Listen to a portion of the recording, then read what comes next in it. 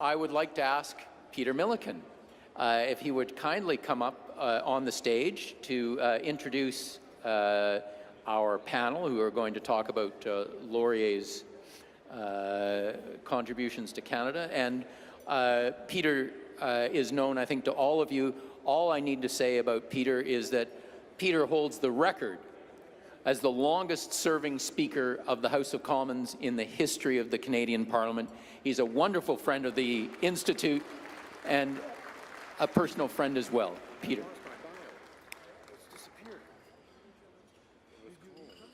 Merci beaucoup pour votre présence ce soir et félicitations à tout le monde d'être ici et j'espère que votre soirée sera très agréable. Nous aurons un grand débat maintenant and the presiding officer for this is Charlotte Gray.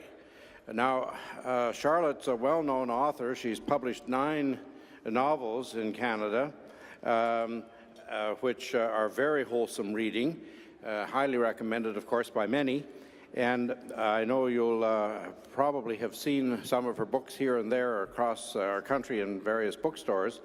But I also want to say that I've known Charlotte for many years. Her husband was a classmate at Queen's at 1 year ahead of me, but we did attend the university at the same time, and then off he went to Oxford, where I went the next year, and we saw each other there from time to time, and that's where he met Charlotte. And they got married, and her son Oliver is my godson, so we're friends and have been for a long time, and it's a pleasure to have her chairing this event tonight. I'm sure she's going to provide inspiration to the members of the panel as they discuss the issues that will be raised, and I think you'll all find it a very interesting and engaging discussion. I suspect when it's finished, you may want to go and get some of Charlotte's books. Now, they're not on sale here tonight, but you'll find them in bookstores here and there, and we'll enjoy reading them, as well as possible publications from some of the other panelists. So I hope that you enjoy the debate, and I'm honored to welcome, to preside over this discussion, Charlotte Gray. Charlotte, vous avez le droit de parler maintenant.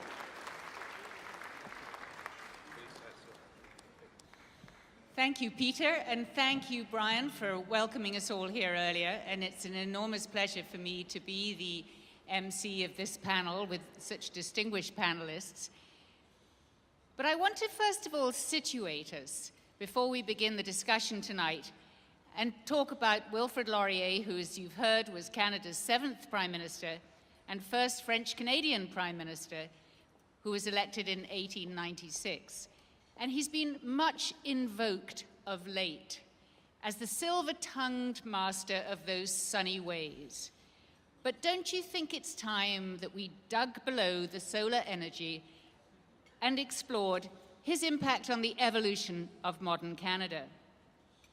And let's remind ourselves of the enormous gulf between the Canada of 1896 and the country we live in today. When Wilfrid Laurier was elected in 1896, Confederation was less than 3 decades old, and it still looked like a pretty shaky real estate deal. A deal, let's remember, that he himself had opposed. Moreover, the 7 provinces that then constituted the Dominion had struggling economies.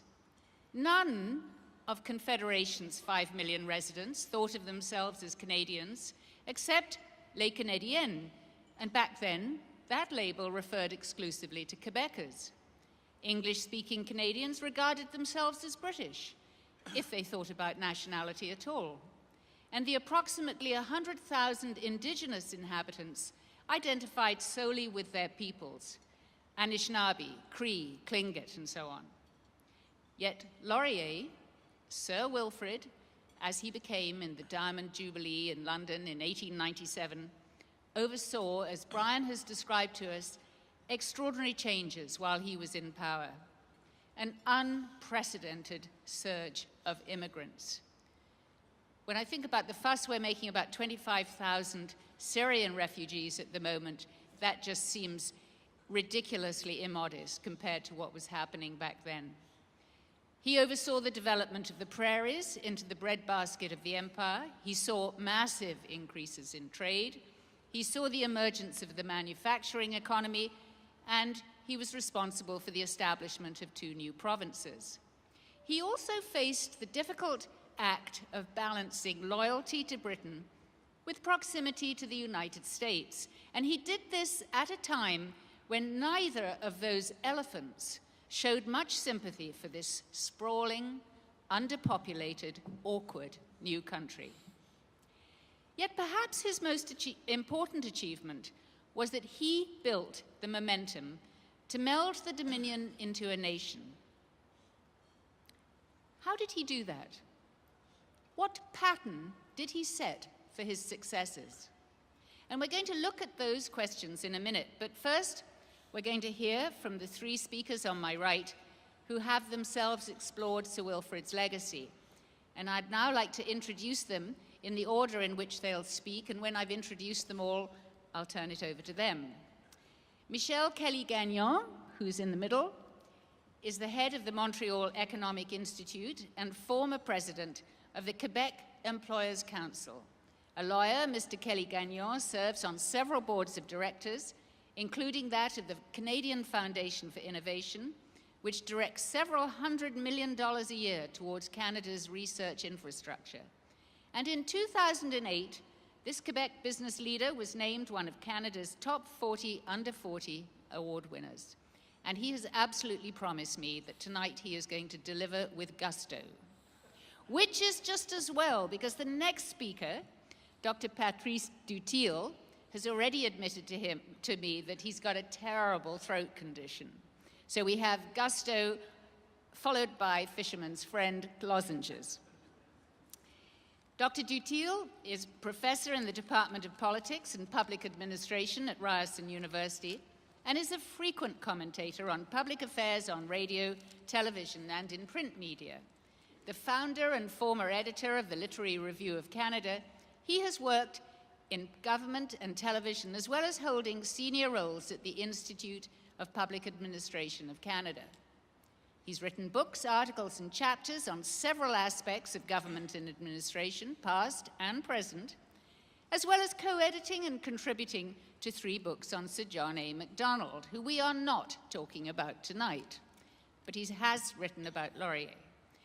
And also, Patrice is an activist on some great campaigns, including restoration of Sir John A.'s house in Toronto and the need for public consultation on electoral reform. Our last speaker is the Honourable Bob Rae, who, as you know, has spent his career in public service since he was first elected to the federal government in 18.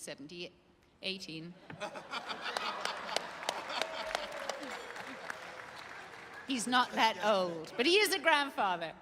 Oh, yes, I am. In 1978. I'm sorry, I do live in the 19th century. I know some of you think it's the 21st century, but I'm in another century. He served as Premier of Ontario for 5 years and as interim leader of the Federal Liberal Party for 2 years. His deep commitment to good governance and social justice is reflected both in his political commitments and also in his books, the latest of which is What Happened to Politics? These days, Bob is a partner in the law firm Althias Clare Townsend, working as a negotiator for First Nations, and is much in demand, nationally and internationally, as a speaker. 2 weeks ago, Bob was inducted as a Companion of the Order of Canada. As you know, that's the highest order.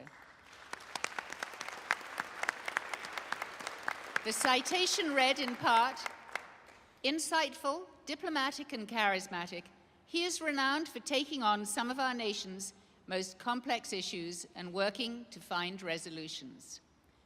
Thank you, Bob, and congratulations. I'm now going to invite each of our speakers to talk for a few moments about Sir Wilfrid Laurier, and in particular the aspects of his achievements that they consider particularly important.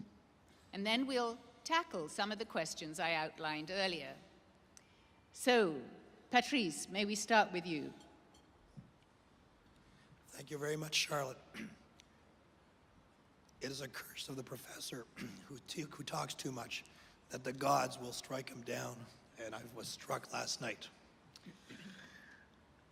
Wilfrid Laurier, for me, has been a subject of deep interest since he was introduced to me by an Egyptian immigrant at Gloucester High School here in Ottawa in grade 9. His name was Samir Karduk, French-speaking Egyptian. And there was an exposition at Library and Archives Canada's building. I don't know what it was. It's the early 1970s. And Karduk, I'm just delighted to pay homage to him tonight, was so fascinated with this guy. He took us to Laurier's grave, Cimetière Notre-Dame. And somehow it always stayed with me. It always stayed with me. And I was actually there when I was in Ottawa here last fall, and I noticed how lonely that tombstone, that grave is in Cimetière Notre-Dame. Suddenly struck me as how very lonely it looked. Something needs to be done about that. I've written about Laurier in 2 books, and to summarize him very briefly is to point to the obvious. Laurier was the first French-Canadian Prime Minister, a Catholic from Quebec, whose first language was French. What does this mean? In 1896, he actually lost the popular vote. The Conservatives won more vote. But in 1900, 1904, 1908, he won more than 50% of the popular vote. That's not easy. How did he do it? He was a master of compromise. Nothing original in me saying that. But how do you compromise a country like this? He had this remarkable ability to talk to Catholics and Protestants, English and French, Westerners and Easterners, city folk and farmers. He could talk to the West. He could talk to Quebec. He could talk to industrial Ontario. And I think that's a remarkable thing. Inside his own party, in Quebec, for example, the party was torn between radicals and more conservative liberals that he was a part of. And yet Laurier tolerated, cultivated the radicals until the opportunity finally came for him to get rid of them. He cultivated premiers. He had 4 premiers in his first cabinet, which says something that I think is very symbolic of Wilfrid Laurier and how very intelligent this man was. Think about it.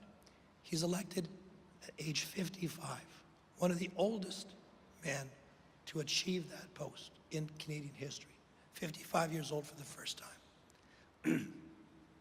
Laurier had never achieved anything in his life. He was a lousy lawyer.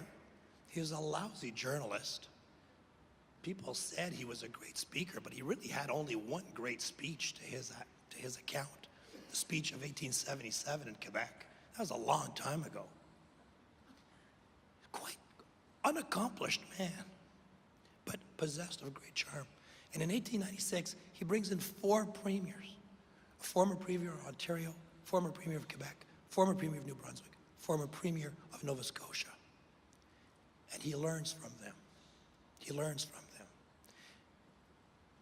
After 1900, he starts to get rid of them. And that's a hard aspect of Wilfrid Laurier's management approach. Je vais parler en français. Laurier était un gestionnaire hors pair. Malgré son manque d'expérience, c'est un gestionnaire d'hommes, très intelligent, très capable. Il savait s'affirmer contre ceux qui s'opposaient à son point de vue sur le libre-échange avec les États-Unis, avec le rapport avec la Grande-Bretagne. Laurier, pour moi, demeure un grand nationaliste canadien. C'est l'exemple le plus pur d'un canadianisme qui se définit à une époque où le Canada est complètement vague dans sa définition. J'ai trop parlé, Madame Gray. Je vous remercie. Thank you.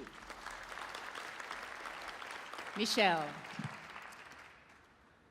I will only endeavor tonight to try to shed a bit of light on a subset, a very specific subset of this rich character. And so my presentation is called Sir Wilfrid Laurier a classical liberal and a man of his time.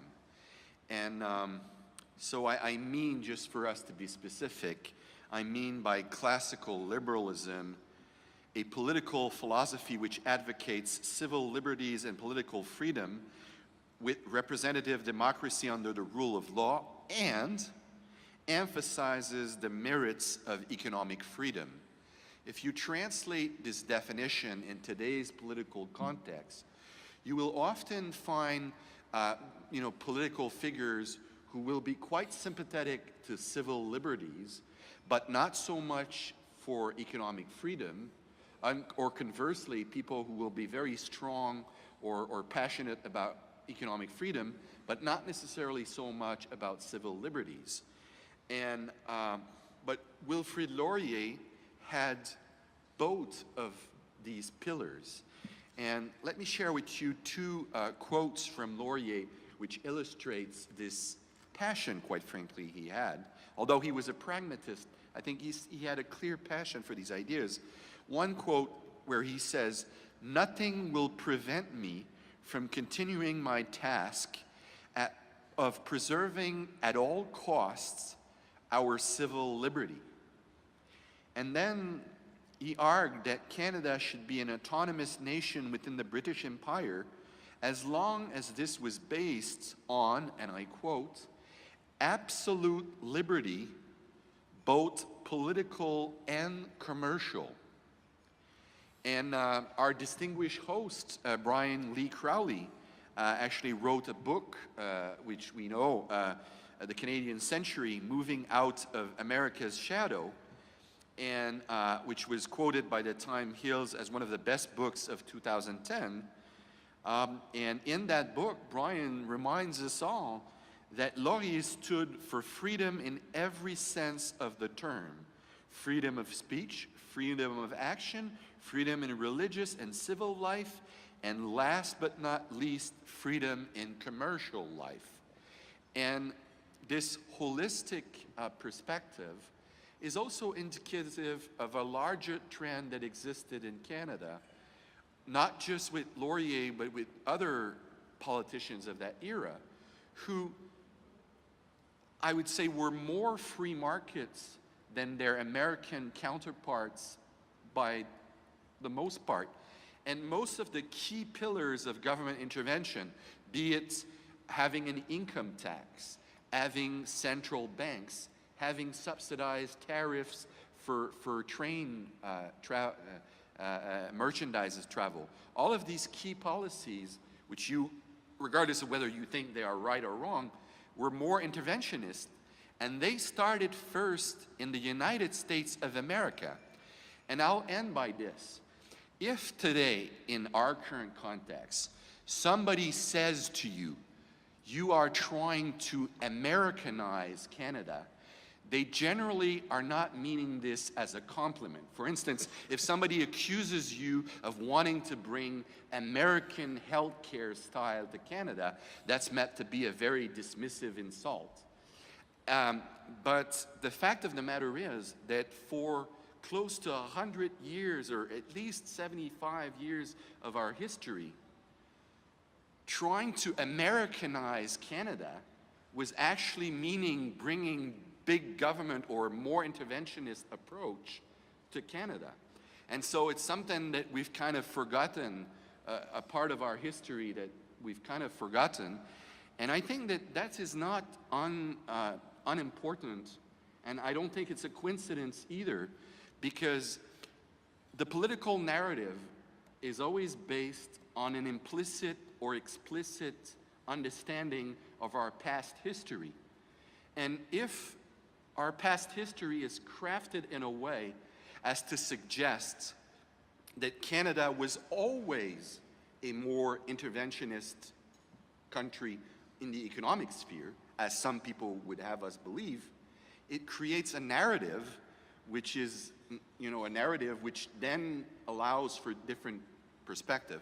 So that's kind of, that's kind of the little point I wanted to make, and otherwise I am wearing tonight my Adam Smith tie. Thank you. Thank you, Michel. Bob. Well, after Charlotte's introduction, I'm going to talk about the Wilfrid Laurier that I knew.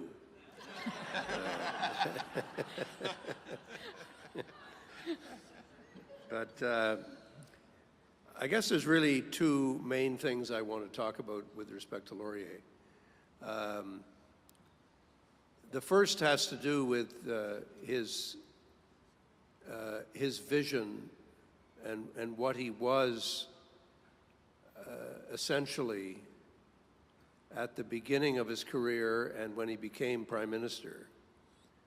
And it's a fascinating evolution because he began as a member of the Provincial Assembly in Quebec, became a federal MP, was not particularly successful or well regarded, but he made his name with one great speech in Parliament where he spoke about the Métis Rebellion in Saskatchewan. And Blake is reported to have said to him after he gave that speech that that was first of all, the best speech that Blake had ever heard, which is, for Blake, quite an admission that it wasn't a speech that he himself had given. But secondly, that it represented Laurier coming of age in Parliament, where he spoke as a French Canadian, he spoke unapologetically as a Catholic, and spoke about the injustice that was being done in the name of Canada to the French and Catholic reality of our country. And that is the way in which he came into our national life. The second way in which he came into our national life was when Macdonald died. And for those of you who've not read it, one of the greatest tributes to Macdonald, and one of the greatest tributes that an opposition leader has given to the Prime Minister who had just beaten him quite handily in the federal election of 1891, was a speech that Laurier gave in the House of Commons when Sir John A. died.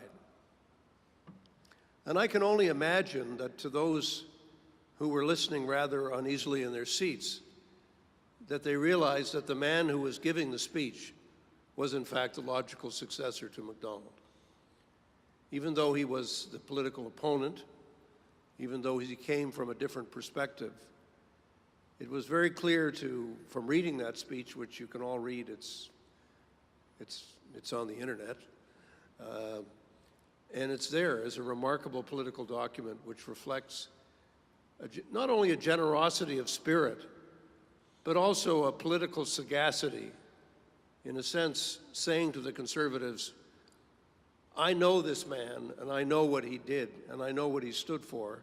I didn't always agree with him, but implicit in his message was, and guess what? I am his successor. And I hesitate to say this in this audience, but I suspect very few of you, or perhaps all of you can, rhyme off the names of the 4 unhappy successors to Macdonald who succeeded him from the years between 1893 and 1896. They all have their pictures in the House of Commons, and tourists inevitably ask, who's that guy, who's that guy, who's that guy, who's that guy?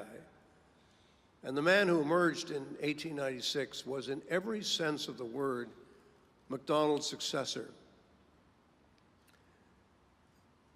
It took a unique kind of genius for a French-Canadian Catholic who had agitated against Confederation to set himself up as the successor to Macdonald, which he did in 1896. How did he do it? Well, there were 2 ways in which he did it. The first way was theater. He, and all political leaders need to understand this, we certainly have one today who understands it better than anybody. Politics is theater. Macdonald understood that. Macdonald knew that it's about presence, taking stage, establishing yourself, creating a mythology, a legend about yourself. Sir John A., You'll Never Die, all of the mythology that surrounded Macdonald was never transferred to any one of his conservative successors. It was transferred to Laurier. Laurier grabbed it and seized it. Follow my white plume, referring to Henri of Navarre. He knew exactly what he was doing in creating this mythology of himself as a theatrical presence in the country. And so he was an unforgettable political leader who understood the relationship between style and substance. But with respect to substance, I say this with great respect to Michel, I don't believe that he had any deep-seated economic philosophy. I believe that Laurier was above all a person who believed that the game is about power and surviving and staying in power. Yes, did he have some well-conceived ideas about his vision of the country versus the vestiges of the national policy? Did he believe that free trade with the United States provided the best opportunity for the country in 1911? Yes, he did. But I think above all, his vision about the country was about the need for French and English to understand each other and to connect to each other. And this is, I guess, the last point I want to make. In my opinion, for whatever it's worth, what is remarkable about Laurier is the last 3 years of his life.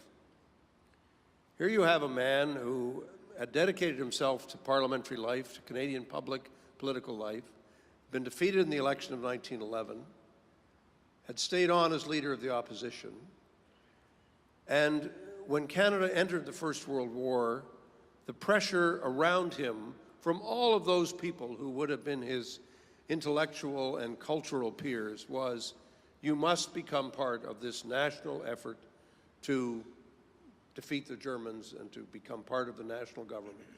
It's what happened in the United Kingdom. It's what Lloyd George achieved in 1916, and so Borden came to him and said, I want to form a government of national union.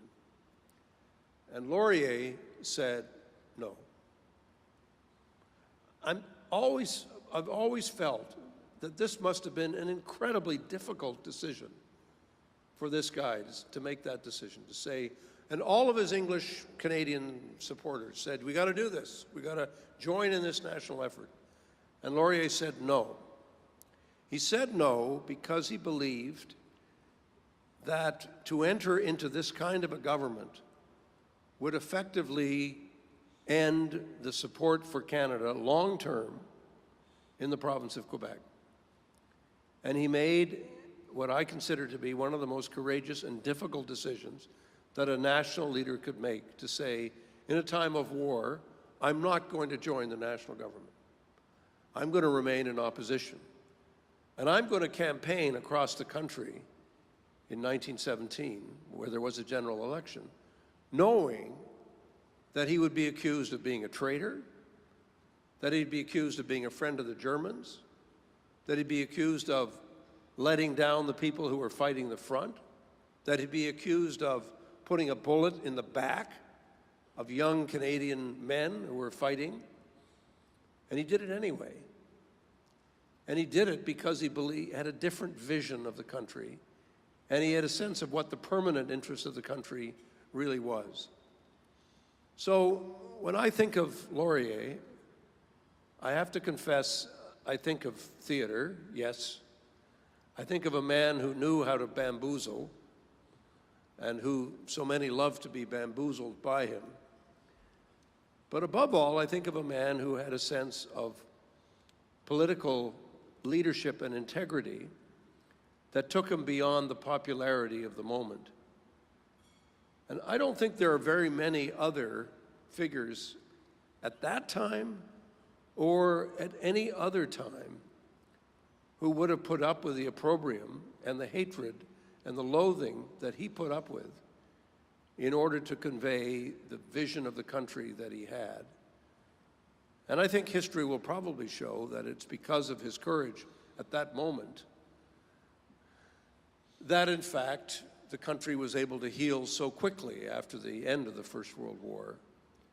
And I certainly think it had a lot to do with how Mackenzie King managed to weave and bob and dither and evade to get through the Second World War, because he remembered what had happened to Laurier, and he remembered what the meaning of that experience was. I still think those are the two of the critical crucible points in our history as a country. 1917, 1944, two of the most difficult moments we've encountered as a country, and where I think Laurier, in fact, showed the kind of leadership that has made a permanent difference in our national life. Bob, thank you.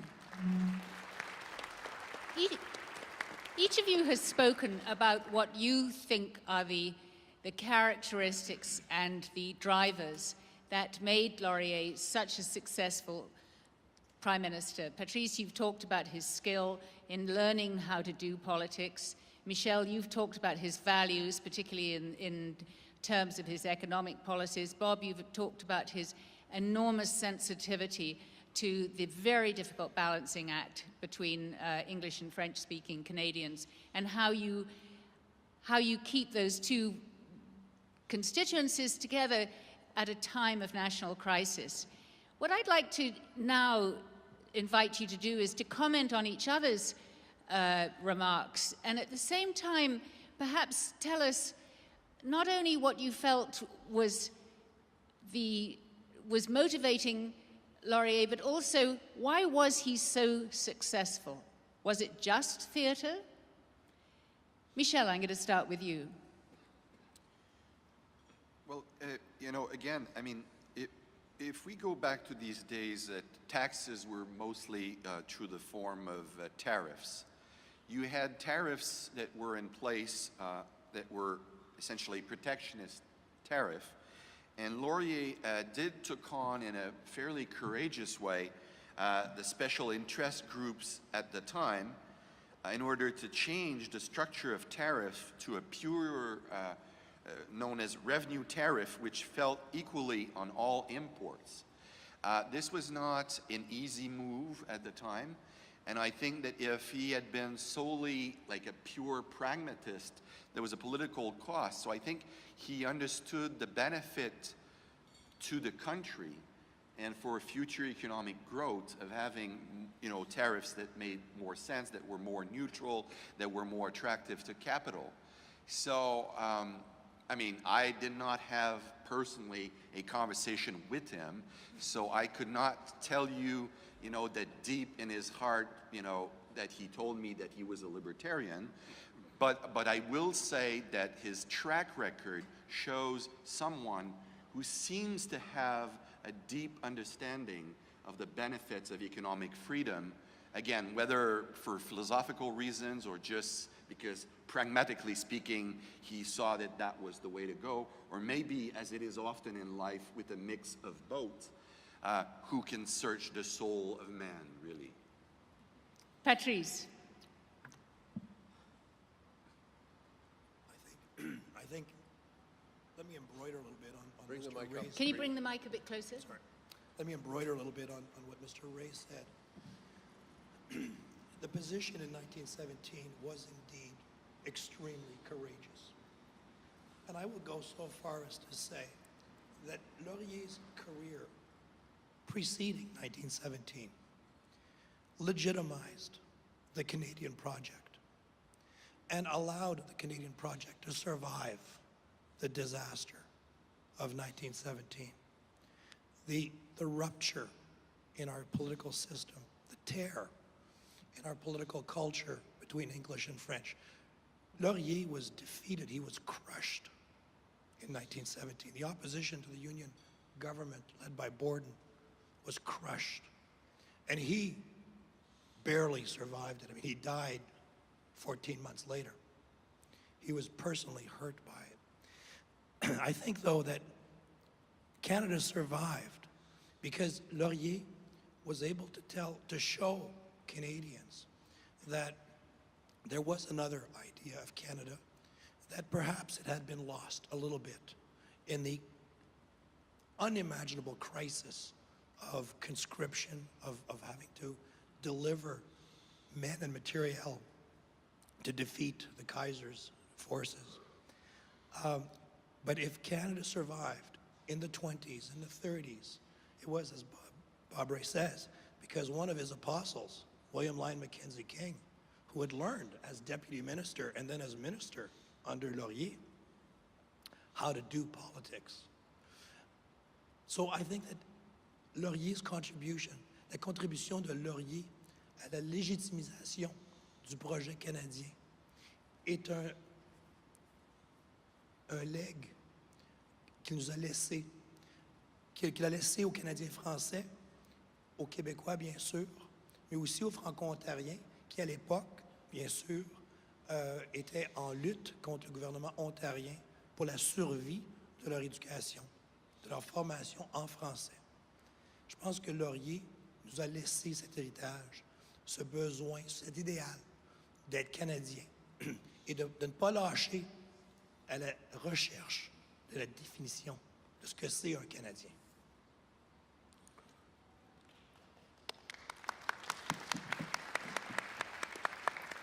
Well, I mean, I remain skeptical of the view that there was anything economically fundamentalist in Laurier's vision of the country. I mean, yes, he was a liberal, and yes, he believed in free trade.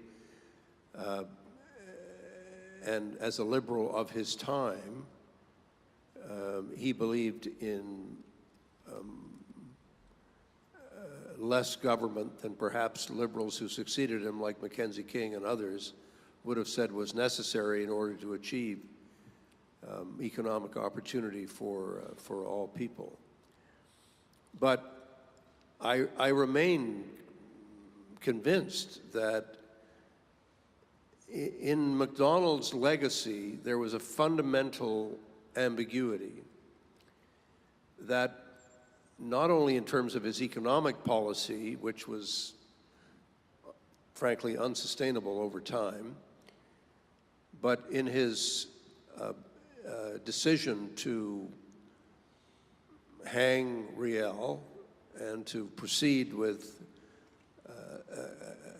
carrying out the essential elimination of the Métis government in Manitoba, that Macdonald had created a legacy that was a challenge for whoever would eventually succeed him. And I think we need to remember, this is the week in which Premier Wynne has just apologized for the imposition of the regulation in Ontario that got rid of the French language teaching in 1912. Et il faut se souvenir qu'à ce moment-là, dans l'histoire du Canada, il y avait essentiellement deux choix. La vision d'un Canada britannique, un Canada qui était surtout et avant tout loyal à l'Empire, loyal à l'idée anglophone du pays, et effectivement une différente vision qui était aussi la vision d'une part de Macdonald qui disait effectivement il faut avoir une profonde réconciliation entre les anglophones et les francophones. C'était l'idée de la confédération. Et voilà pourquoi je dis toujours, pour moi, l'essentiel de Laurier, c'est de reconnaître que c'est non seulement le successeur de Laurier, mais oui, c'était un politicien merveilleux qui reconnaissait l'importance du théâtre, mais c'était aussi un politicien de substance. Qu'il avait des choses qu'il voulait faire comme Premier ministre qu'il a faites. Et Brian a très bien parlé de ça en parlant de tout ce qu'il a fait en ce qui concerne l'immigration, le changement, l'évolution graduelle de la politique du pays dans le domaine étranger, etc. Tout ça, c'est la responsabilité de Laurier. Mais avant tout, il faut se souvenir que c'était pour les grands politiciens, il y a toujours un moment de courage. Et c'est Laurier qui effectivement qui a montré le courage nécessaire dans la vie du pays pour montrer jusqu'à quel point il était prêt à sacrifier le succès politique à son sens personnel d'obligation envers la philosophie et la vision du Canada qu'il insistait. Laurier died a disappointed man. He felt he was a failure. If you read his own life at the end, he was happy to talk about the vision that he had. And long before Jack Layton, he talked to the young Liberals about the importance of remembering that love is more important than hate and that faith is more important than doubt. Laurier was the author of those thoughts and those words.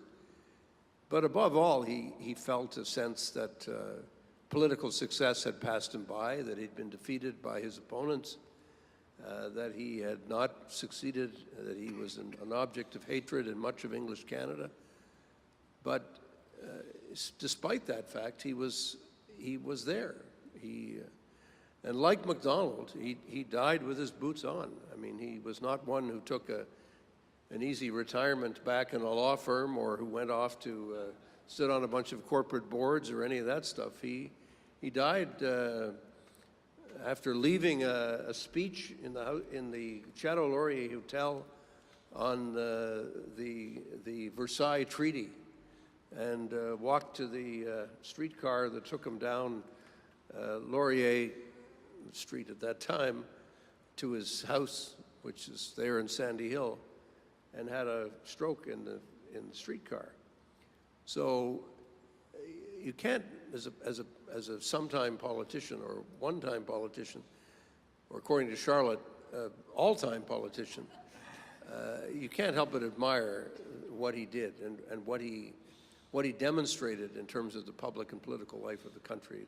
It's impossible not to have a sense of amazement at what he was able to achieve. And frankly, we did not see his like again until Pierre Elliott Trudeau came on the scene in 1968. It was only then that we saw once again somebody who had a vision of the country and a sense of theater and a sense of the possibilities of the new politics that has helped to change the country again. I want to quote to each of you a speech that Laurier gave in 1897 in London. I was there. And Bob actually was there. I wrote that speech. He wrote the speech. No, he didn't, actually. Laurier wrote the speech, and he said, "If I can on my deathbed say that through my effort, a step forward has been made towards uniting this great empire, the British Empire, I shall die happy in the belief that my life shall not have been lived in vain." These words sound so strange today. But what was Laurier's concept of Canadian sovereignty? Why was he so keen at that stage, a marvelous occasion in London because it was Queen Victoria's Diamond Jubilee, why was he so keen to aver his loyalty to the British Empire at that stage? Patrice, tell us. Well, I think he was just gushing with gratitude for being knighted. Comme on dit en français, il s'était fait tirer.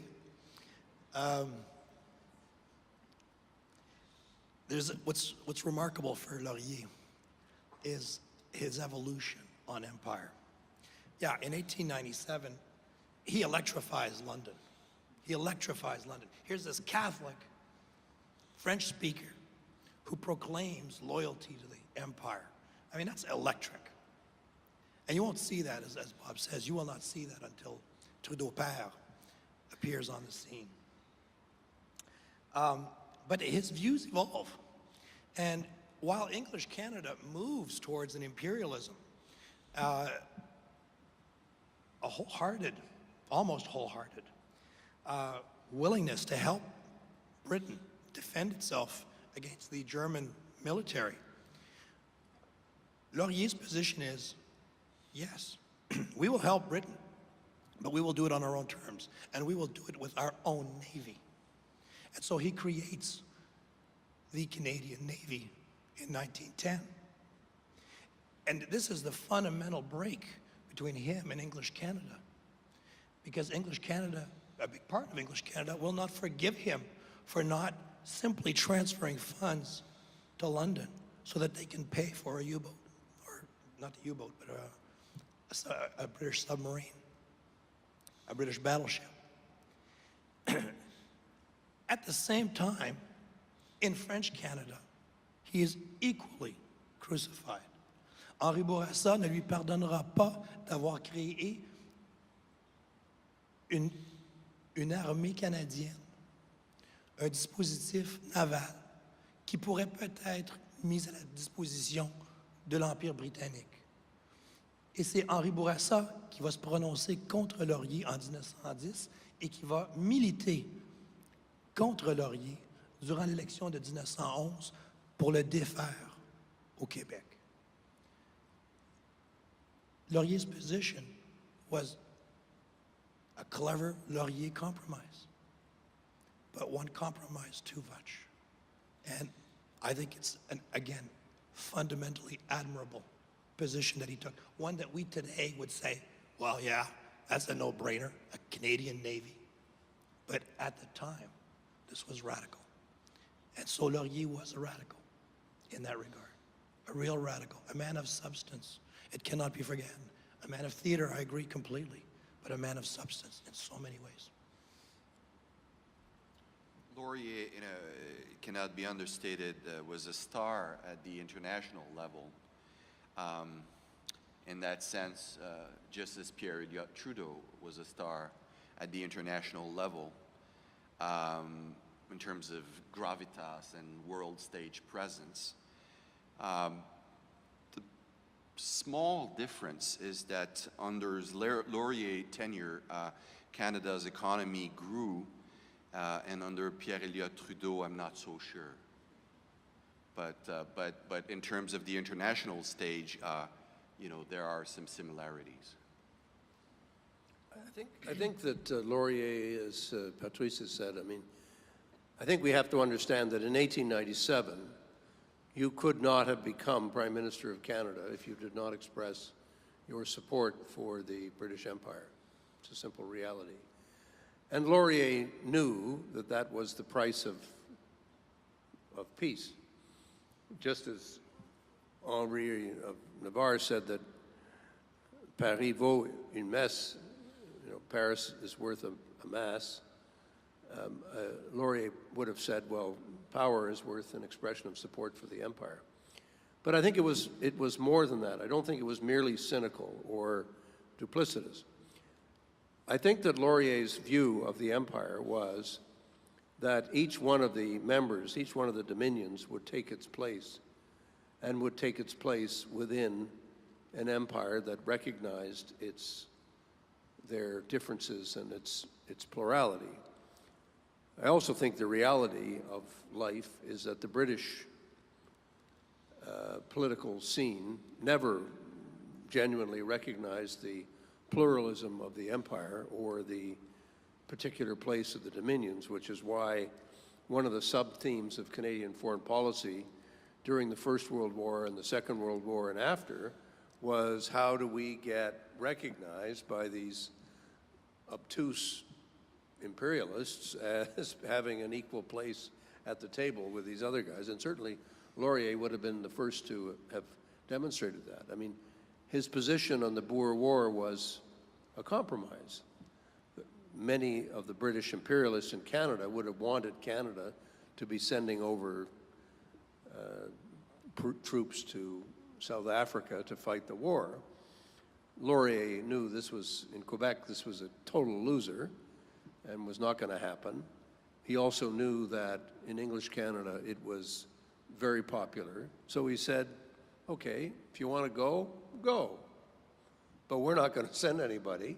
And so in the memorials and monuments around the country, you will still see a little recognition of the Canadians who died in the Boer War, although Canada itself never took an official position with respect to what should happen or not should happen in the Boer War.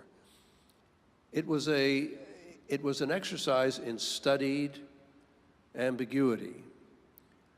which, as Patrice and Michel have said, partly got him into trouble in Quebec and partly challenged him with respect to his eventual, how long he was able to take it. Don't forget that the naval bill in Parliament was the first time that the government had to invoke closure, was over the naval bill, because the Conservatives opposed it so strongly, the creation of a separate Canadian Navy, rather than a generous donation to the British government to have an imperial navy. So Laurier's vision was nationalist.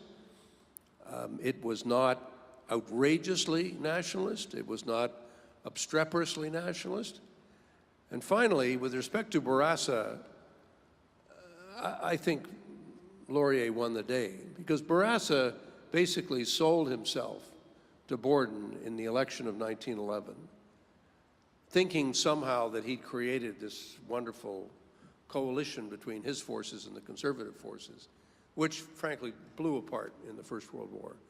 It blew apart completely because the vision that he thought he'd convinced Borden to adopt was not a vision that Borden was ever prepared to accept. And so I suspect that Bourassa died even more unhappily than Laurier did with respect to the question about, what are the choices and alliances that one has to make in public life. We have 1 minute left, and I want to ask each of you in, I don't know how many characters, to say, what can today's leaders learn from Sir Wilfrid Laurier? Michel.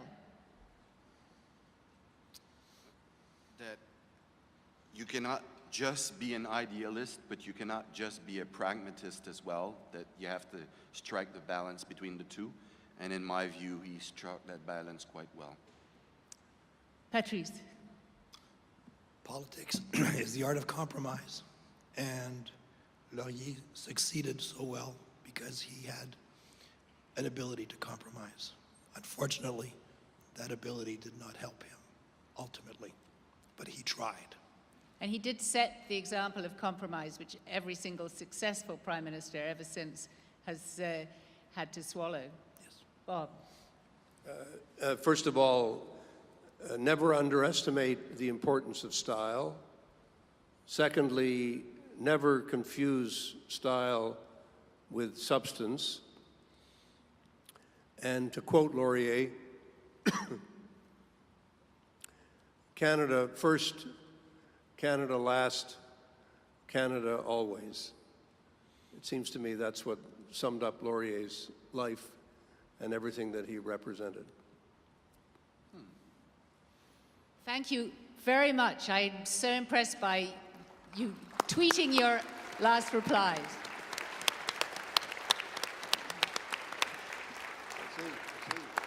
Well, and ladies and gentlemen, I think we owe a round of applause not only to the three panelists, but also to the able moderation of Charlotte. So let's give them all another round of applause, please. And I believe we have some gifts for our panelists, which Nuha will bring up in a moment. While she's on her way, I think Bob put a history question to the audience. You may recall during his remarks, he said he wasn't sure if this was an audience he dared to put the question to, but who were the four unhappy prime ministers between Macdonald and Laurier? Abbott was one. Thompson. Bowell, the leader of a famous Canadian political movement. And Tupper. Good, well done, excellent.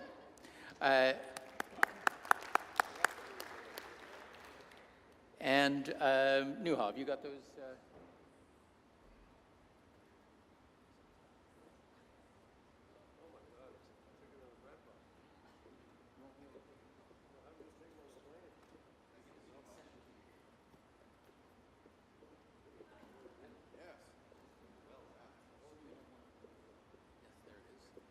Fantastic. There we go. So, ladies and gentlemen, let me now invite Via Rail. Martin-Landry, I think, is here from Via Rail, the Chief Commercial Officer for Via. If he would come and Martin would join me on the stage. Via Rail has very kindly given us 3 travel vouchers. One for 2 returns anywhere in the Quebec City-Windsor corridor, one for 2 returns from Montreal to Halifax, and 2 one-ways from from Toronto to Vancouver. Is that or the other way around? Okay, and we have got, I think, a top hat where we're going to draw. I tell you, when I learned this was going to be our door prize, I was thrilled, because I've got to tell you that my very favorite memory of my childhood was in when I knew Bob and we knew Laurier together in 1967, when my father and I took the train together from Vancouver to Montreal to go to Expo 67. Just the finest memory of my childhood. So I'm going to ask Martin. Not allowed to peek, right? No peeking, no peeking. So we'll take them in the order that I mentioned them a moment ago. So this one is for the 2 returns anywhere in the Quebec City-Windsor corridor. PhD as well. Oh, Impressive. Garth Williams. Garth Williams. Where are you, Garth? There's Garth. So he's. We will have a voucher for you, Garth, after this evening. Now, we'll draw now for 2 returns from Montreal to Halifax. Whoops. What? One. Just one. Algonquin College. Scott Anderson. Scott Anderson, who's right over there. Scott, well done. We'll come and see us after the evening's over. And one final one. The big one. The biggie.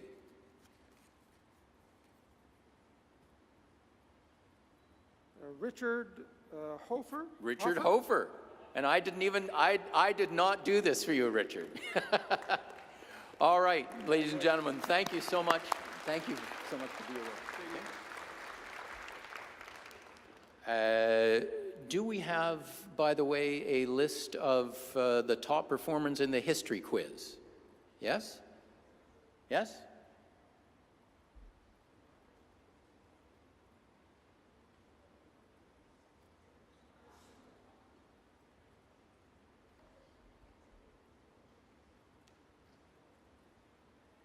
All right, I'm impressed. Number 3 was one of the directors of the Macdonald-Laurier Institute, Pierre Casgrain, who came from Montreal to be with us here this evening. Pierre got the 3rd highest score on the history quiz, and I know that that's partly because he knows all the members of the famous 5, because Thérèse Casgrain, one of his forebears was one of them. Then number 2, Robert Chitty, have I got that correct?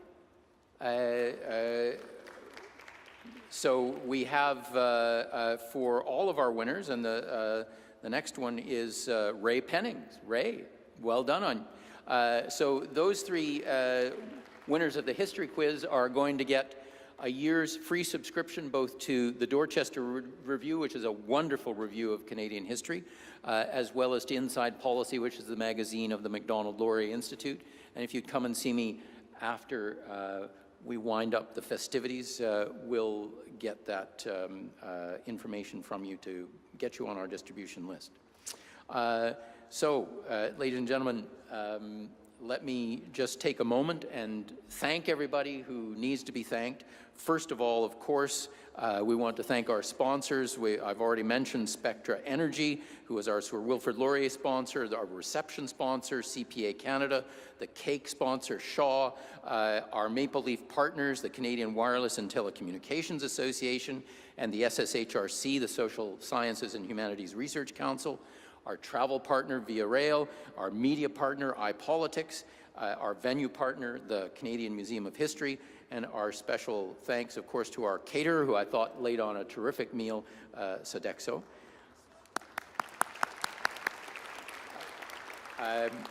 As is always the case, I am a recovering parliamentary intern. I was one in 1976-77, I'm sorry to say. I see Jeffrey Simpson, who was in the first intake in... sorry? Yes, 1867. We always have parliamentary interns from this year's intake who act as volunteers, and this evening was no exception. The volunteers this year were Alice Trudel, Christina Vietingoff, Gabrielle de Billy-Brown, Jordan Storzak, and Feos Nagovsky. Thank you so much. Thank you to our team at the Macdonald-Laurier Institute, Colin Cook, Patricia Bouchard, David Watson, Mark Brownlee, Nuha Misalati, Joanna Roach, and Sean Spear, all of who were here tonight and made a great contribution to the success of the evening. And I'd like to offer special thanks to my wife, Shelley Crowley, who put her encyclopedic knowledge of event organizing and catering to work in helping us organize many aspects of this evening. And as I've already mentioned on the way out, samples of that cake will be available for you to take away. Apparently Sir Wilfrid highly recommends it as a midnight snack. Thank you all so much for coming and to help us celebrate the 175th anniversary of what I think our panel has so well established is one of the seminal figures of Canadian history and someone whose memory we should be celebrating not just this year, but every year. Thank you so much. See you again.